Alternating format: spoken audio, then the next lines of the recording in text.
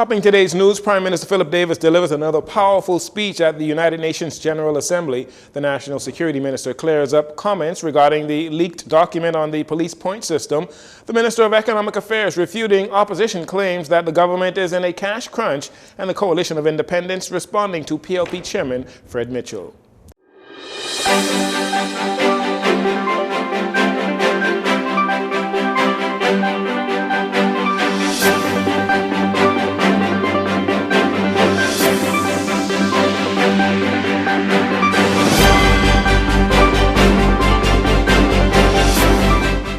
Good evening, Bahamas. I'm Jcn Saunders. This is your JCN Evening News.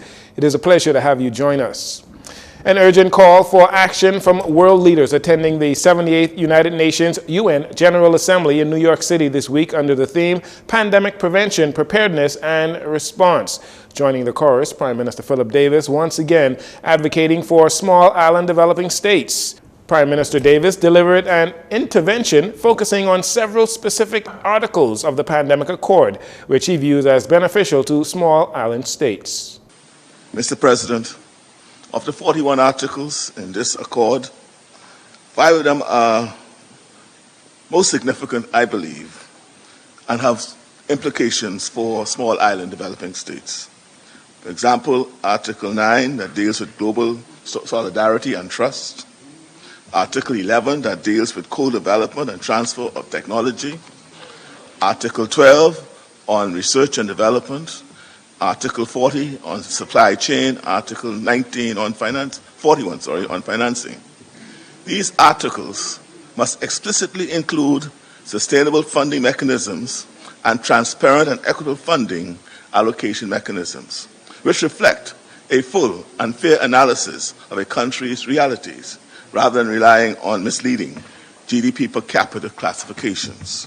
Acknowledging the 140 world leaders in attendance, Prime Minister Davis cautioned the potential repentance of the world experiencing another global disease like COVID without first coming together to prepare for such an event. The skies above New York were filled with airplanes as we rush back to our respective countries to help our people confront the new threat. And virtually, every one of us would be thinking the same thing as we head home. Why didn't we do more together to prevent this? And how is it possible that millions of tragic COVID deaths failed to motivate our countries to cooperate and prepare sufficiently for such a moment? Mr. President, although many scientists and medical experts believe a new pandemic is plausible, the world is not ready for one. I'm grateful to all of you who are here to change that. Properly investing in pandemic prevention, preparation, and response may be very expensive, but it is surely a fraction of the cost of failing to do so. If pathogens can cross borders, then so too must solutions, innovations, technologies, and treatments. The nation's leader went on to state that public funding must primarily serve the common good, not short-term corporate profits with regards to research and development. He called on all countries and their need for access to fair financing to invest in frontline personnel, healthcare infrastructure, surveillance capacity, local expertise, as well as countries being able to meet their financial commitments. The Prime Minister described the Pandemic Accord as an opportunity to build capacity, collaboration, and resilience. In a statement released on Tuesday, leader of the official opposition, Michael Pintard, accused the government of squandering record revenues and now finding itself in what he described as a cash crunch, with the government not being able to pay its bills, as there have been reportedly complaints of non-payment for goods and services. While the Minister of Economic Affairs, Michael Halkitis, on Wednesday, telling a local daily that this is not true, and in turn accused the opposition of spreading a narrative of false doom and gloom. Minister Halkitis said the government is paying its obligations. He explained that having payables is not unusual for the government, and paying contractors who are owed large sums of money on a schedule is also not unusual. Meanwhile, the opposition also expressed grave concern with extreme delays of civil servants' deducted payments to banks, insurance companies, and credit unions, resulting in late fees and lapsed policies. In response to this claim, Minister Halkidis said this too is untrue and went on to explain the process while suggesting it's just another case of the opposition trying to preach doom and gloom on the economy of the Bahamas to make the Davis administration look bad. The latest on plans to construct a new prison facility following the Ministry of Finance's request to rationalize the cost and the increase in scope of the project. Minister of National Security Wayne Munro says plans have also taken into consideration inmates with mental illness. He explains the provisions made for such inmates and why it is needed. Well, they asked to rationalize it, bringing us back to what we had talked about today. It would have been aware that the increase in scope of the prison, part of it was related to mental illness. The first iteration had no provision for mental health clinic, no provision for mental health housing. From today, you can tell that we have to deal with mentally challenged residents with care, that we have to treat them properly because under the Mental Health Act, if we're not able to house them to standard, then the 149 of them would have to go next door to Sandilands, which probably isn't equipped to hold secure persons. Acting Commissioner of Corrections Don Clare giving a more detailed breakdown of the cost and scale of the new prison facility after cutting back on some of the features. We have done what the Prime Minister have asked us to scale back on the costings. As you all know, it was some $93 million. And a part of that $93 million, what people fail to understand, was the $12 million court. So that was taken out. Also, too, we have scaled back some of the sizes of the administration complex. We have saved, a few $1 million there. We have scaled back on the solar system. So there are lots of savings. And I will wish for the government to release the final cost that we have done. But I'll say this, we have cut off at least about $30 to $40 million of the cost.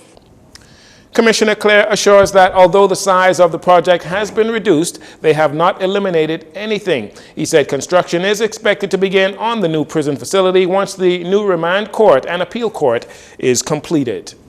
When asked about a leaked document outlining a point system where Royal Bahamas Police Force officers are rewarded based on arrests and as well as other crime-fighting activities, Minister of National Security Wayne Munro clarifies his earlier denial of the document at the time, calling it fake.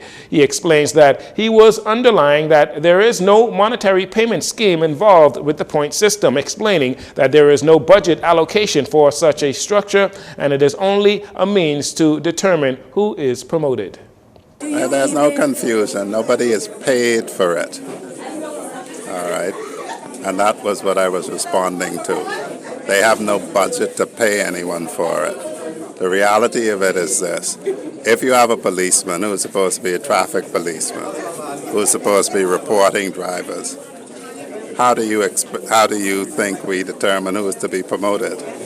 So if I have a traffic policeman who writes absolutely no tickets, and one who writes an abundance of tickets, 2 constables, and I have to decide who's going to be a corporal. These are markers for performance.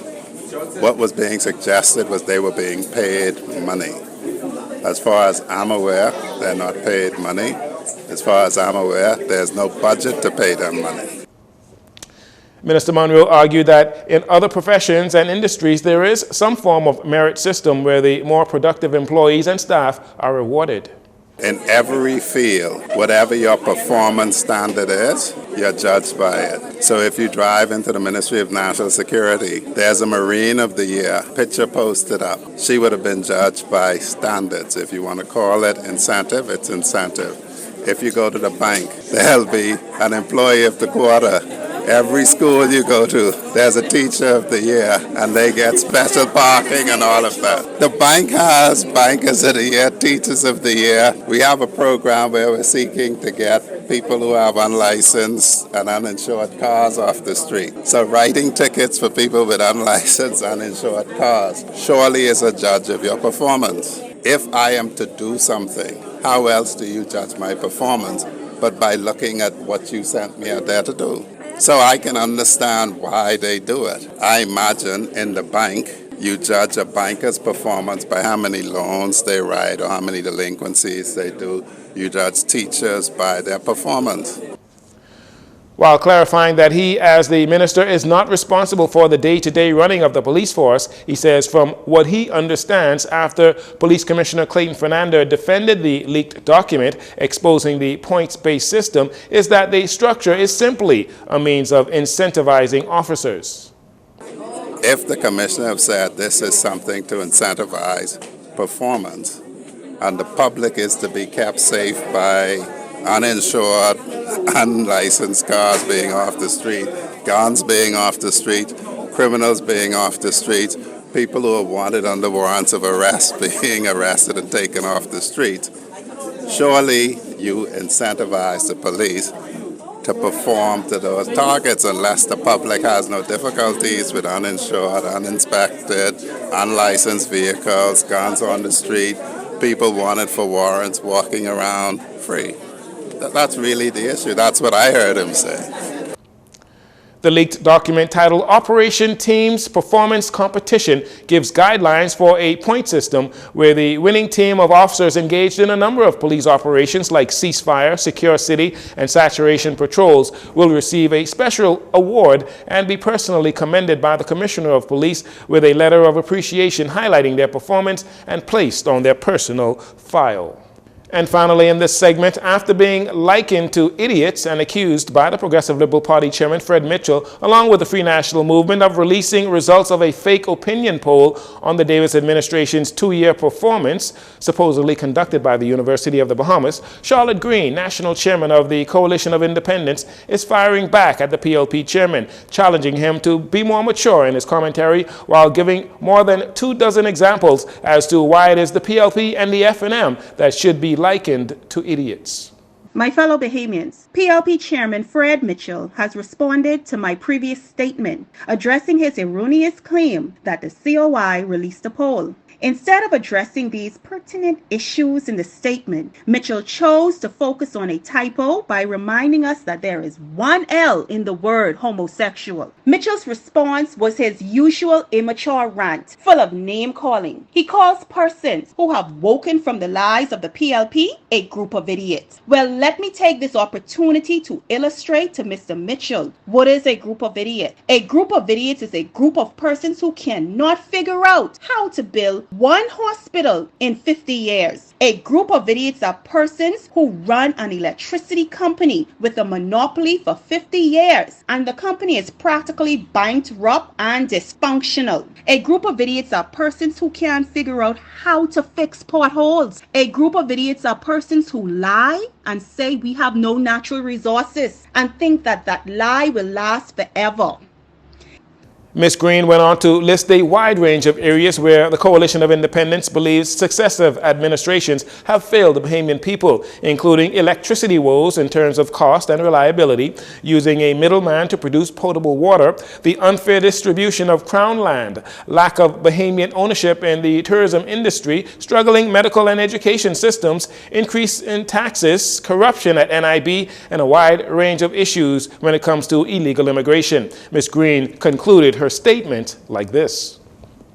The real coalition of idiots is the PLP and F&M, who have been working together to keep the Bahamian people poor while they get rich off of what belongs to us. The Bahamian people would be the dumb ones to continue to vote for the real coalition of idiots who have deteriorated this nation for 50 years. The coalition of independence will persist in the defense of our people, property, and sovereignty. The coalition of independence will make Bahamians first in the Bahamas. Fred Mitchell. Cut the immature ransom names and let's talk about the national issues, but most importantly, the solutions. That was Charlotte Green, National Chairman of the Coalition of Independents, responding to comments made by PLP Chairman Fred Mitchell regarding a recently released fake political poll on the Davis administration's 2-year performance. We'll take a break here. We'll be right back after these commercials.